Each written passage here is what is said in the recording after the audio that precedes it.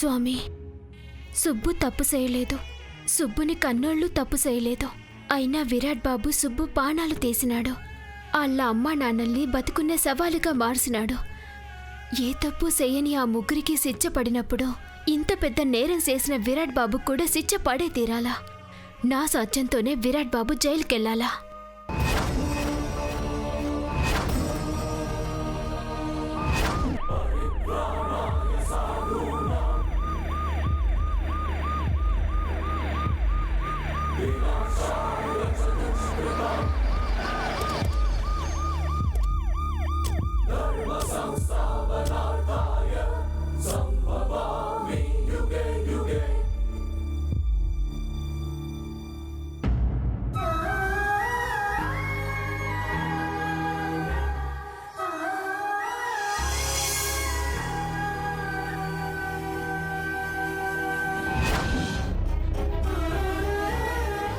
ఏంది గట్లాగినావు?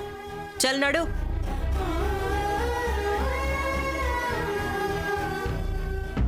నేను దండం పెట్టుకొస్తాను. కేసు కొట్టేమని గణపతి బాపాని అడుగుతావా? సాక్ష్యం చెప్పొద్దని నీ పోరిని అడుగుతావా? అన్నీ తెలిసిన దేవుడికి ఏమీ చెప్పక్కర్లేదు. నిజమేంటో తెలియని మనిషికి ఏం చెప్పినా అర్థం కాదు. మరి ఇంకెందుకు దండం పెట్టుకుంటావు? మా డాడ్ బాగుండాలని. సరే పో, ఇడుగుండ్రా.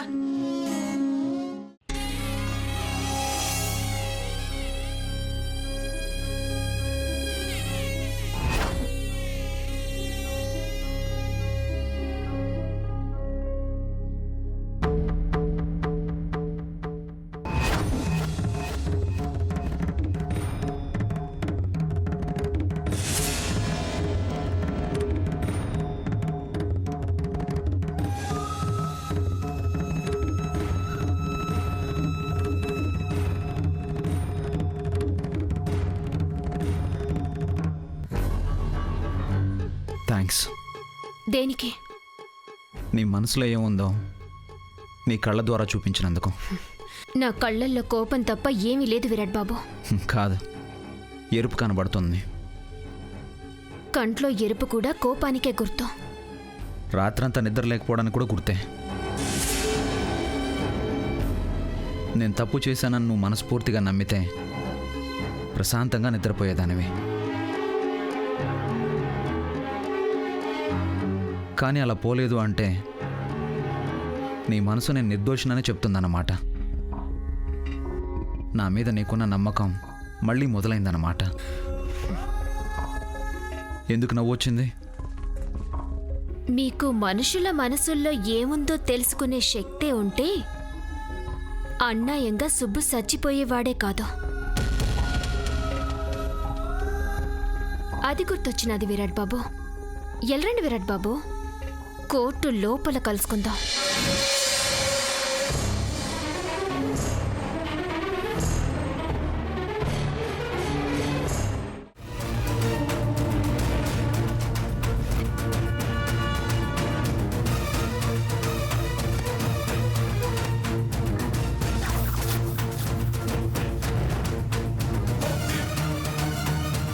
పైకి మంచితనం నటించి అన్యాయంగా ఓ నిండు ప్రాణం బలి తీసుకున్నారు.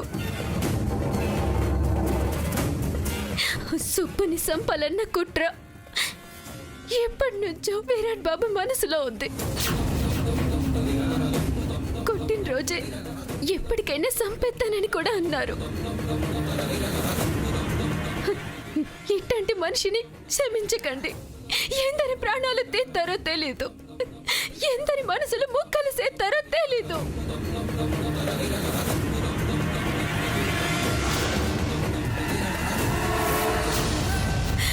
నమ్మినోళ్ళను నట్టేట ముంచి ఈ విరాట్ బాబుకి శిక్ష వేయాల్సిందే, శిక్ష వేయాల్సిందే, శిక్ష వేయాల్సిందే.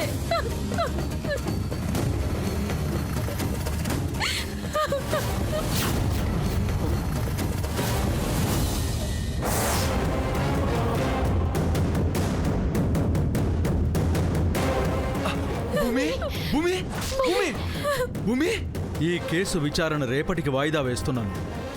The court is అడ్జర్న్డ్.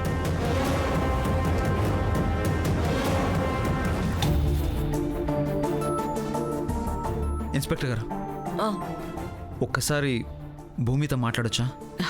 గా పోరి నిన్ను చూస్తేనే జొన్నపేలాలు ఎగిరినట్టు ఎగురుతుంది. పర్వాలేదు. తక్కువ తిట్లు తిని ఎక్కువ సోది పెట్టకుండా జల్దీ రాపో. థ్యాంక్స్. భూమి,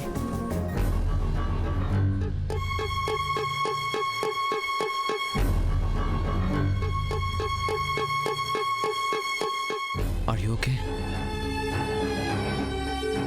నా మీద యుద్ధం ప్రకటించి తిండి నిద్ర మానేస్తే ఎలా? బాగా తినాలి, కంటి నిండా నిద్రపోవాలి. నాకు శిక్ష పడేదాకా నిద్రపోకూడదని శపథం చేస్తే నీకే నష్టం. హెల్త్ పాడవుతుంది. ఈ కేసు కొట్టేసేదాకనో, నువ్వు కోరుకున్నట్టు నేను జైలుకి వెళ్ళేదాకనో నువ్వు కోర్టు చుట్టూ తిరగాలి. నా గురించి తెలిసినవి, తెలియనివి, ఊహించినవి అన్ని కోర్టులో చెప్పాలి. కొత్త కొత్త సాక్ష్యాల కోసం అక్కడ ఇక్కడ వెతకాలి. అప్పటిదాకా నువ్వు స్ట్రాంగ్గా ఉండాలి కదా భూమి. నా గురించి దిగరెట్టుకోమాకండి విరాట్ బాబు. నేను బానే ఉంటాను. మీకు జైలు శిక్ష పడేదాకా మీరన్నట్టు సానా కష్టపడతాను, సరేనా? నేను చూస్తుంటే గర్వంగా ఉంది భూమి.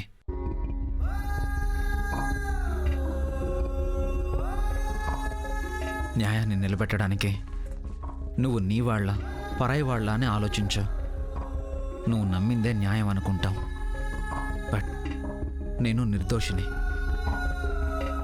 బయటకొచ్చాక నీ కళ్ళల్లో ఈ ద్వేషం పోయి నీ మెడలో ముత్యాల హారం కనబడుతుందని నాకు తెలుసు. ఓయ్ పిల్లగా, పోదమ్మా. ఏం సోదరాబాయ్, వచ్చేటప్పుడో గంట పోయేటప్పుడో గంట సాల్దీగినడు. ఒక్క నిమిషం. ఇప్పుడు నేను పోలీస్ స్టేషన్కి వెళ్ళడం లేదు, జైలుకి వెళ్తున్నాను.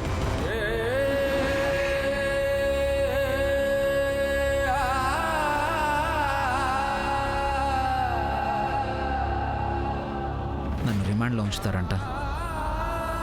నీ పుణ్యమా అని ఎన్నడూ చూడని ఒక కొత్త ప్లేస్ చూసే అదృష్టం దక్కింది. వస్తాను.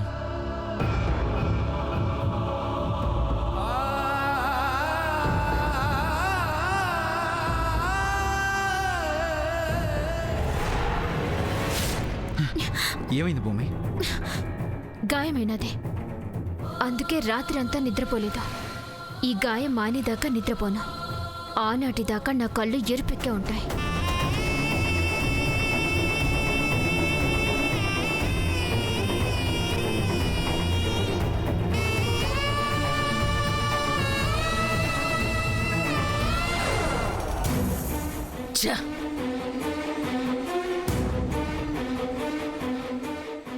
వాడికి బెయిల్ క్యాన్సిల్ చేస్తారనుకుంటే ఈ భూమి మీద కుప్పకూలి మొత్తం తలక్రిందులు చేసింది. 4 బిల్లు. బిల్లు చెప్పరా, ఏమైందా? నా బొందైందిరా, నా బొందైంది. కోర్టు రేపటికి వాయిదా వేశారు. ఇంతకీ ఎందుకు చేసావో చెప్పు.